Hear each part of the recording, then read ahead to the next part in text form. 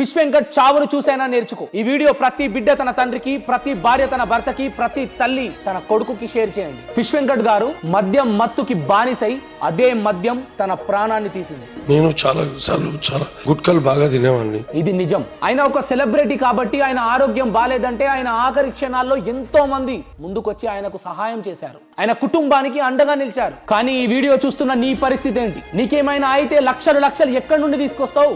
ఏమైతుందిలే అయ్యాక చూసుకుందాం అనుకుంటే చూసుకోవడానికి ఏం మిగలదు. నీ వల్ల నీ ఇంట్లో వాళ్ళపై అప్పులు, గోడపై నీ ఫోటో, దానిపై దండ తప్ప ఏం మిగలదు. ఇకనైనా మేలుకో. నీ ఇష్టాల కోసం నీ కుటుంబాన్ని కష్టాల్లో దొయ్యకు. బాధ్యత లేకుండా బానిసైన ఆ మనుషులకి ఈ వీడియోతో తమ బాధ్యతను గుర్తు చేద్దాం. ఒక్కసారి ఆలోచించు. ఇంట్లో ప్రశాంతంగా పడుకునే నువ్వు హాస్పిటల్లో బెడ్ పై పడుకొని నోట్లో పైపులు పెట్టి బయట భయపడుతూ నీ బిడ్డలు, బిల్లు కట్టడానికి సతమతమవుతూ నీ భార్య, ఎప్పుడు డాక్టర్ వచ్చి ఏం చెప్తాడో అన్న భయంతో నీ కుటుంబం. ఏ వ్యసనానికి కూడా బానిసవ్వకండి. ఇది జీవితం చాలా విలువైనది. నీ కోసం నువ్వు బ్రతకట్లేదు, నీ కుటుంబం కోసం బ్రతుకుతున్నావన్న విషయం మర్చిపోకు.